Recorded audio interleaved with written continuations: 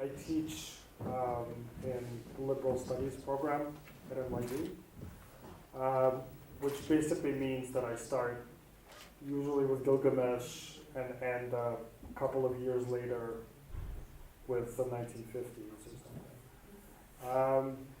And I find that a lot of my work actually, I was going to say reacts to things that I've done in class, but I know that I write, a lot of it I've written,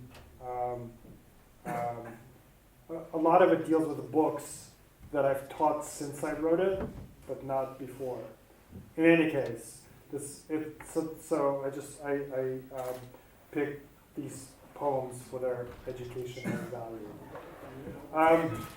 So I want to start with a guy named Daniel Harms, whom I translated, and this is a Russian 1930s poet and writer. So I want to read a translation, and then I'm going to read my own work. Maybe to set the tone for the evening. This is called The Four-Legged Crow by Daniel Harms. There once lived a four-legged crow. Properly speaking, it had 5 legs, but this isn't worth talking about. So once this four-legged crow bought itself some coffee and thought, okay, so I bought coffee, what am I supposed to do with it now? Just then, unfortunately, a fox was running by. The fox saw the crow and shouted, "Hey!" It shouted, "You crow!" And the crow shouted back, "Crow yourself!" And the fox shouted to the crow, "You're a big crow, that's what you are." The crow was so insulted it scattered the coffee. And the fox ran off. And the crow climbed down and went on its 4, to be more precise, 5 legs to its lousy house. So then in the book they get into lots and lots of arguments. And then after they get really sick of each other, they start thinking about, like, if there actually were natives on this island, could we make ourselves understood to the natives, and would we understand the natives, and what would we say to them? But there aren't any. Pirate. Do you think this island has any indigenous people on it? Parrot. If it does, we won't understand them or they us. Indigenous people never have any common sense. Pirate. Why never? Have you met all of them? I don't have to meet all of them. That's what logic is for. If they had common sense, they would emigrate. If they emigrated, they would no longer be indigenous people. QED. But Parrot, why should they emigrate? But Pirate, why shouldn't they emigrate? Should they sit here all their lives? Don't they deserve a second chance? Why do you take it upon yourself to speak for indigenous people? If I don't speak for them, who will?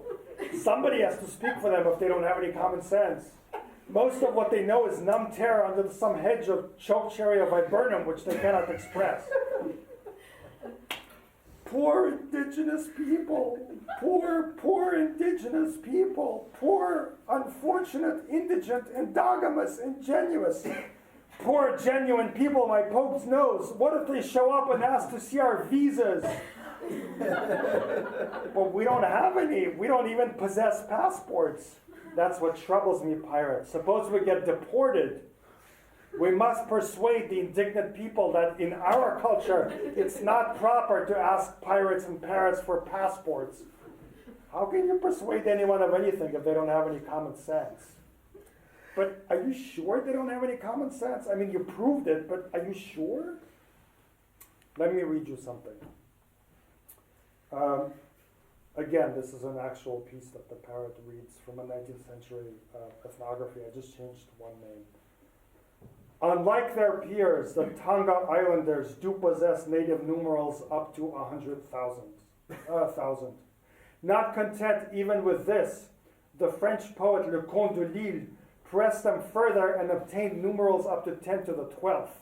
However, his data was proven upon publication to be partly nonsense words and partly indelicate expressions, so that the supposed series of high numerals forms at once a modest lexicon of Tongan indecency and a warning as to the probable results of taking down unverified answers from savages.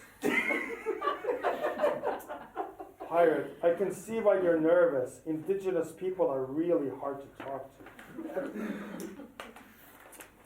Okay, so this is the last piece. Thank you very much for listening. You've been very hardy campers. Hello, nice weather we're having, says the parrot. How do the grammatical structures of your language affect your experience of it? Are you practicing, says the parrot from the bushes. Are you spying on me, says the parrot outside the bushes.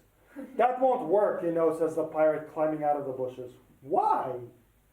Their language might lack the expression for the grammatical structures of your language, explains the pirate.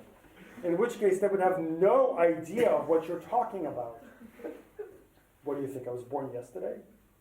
They wouldn't understand a word if I used words. I'm going to translate everything into signs and gestures. The parrot, how would you render the phrase, the grammatical structures of your language in signs and gestures? The parrot. The pirate. No, that's not entirely clear. Have you thought of this?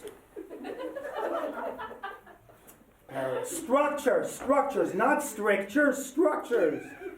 I am trying to do structures. Less force. Look at me, try this. Pirate. That might do. Should we act it out? I'll be the native, you be the alien.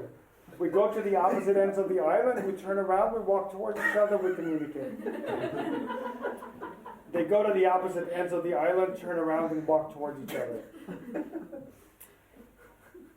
Hello, nice weather we're having, signs the parrot. How do the grammatical structures of your language affect your experience of it?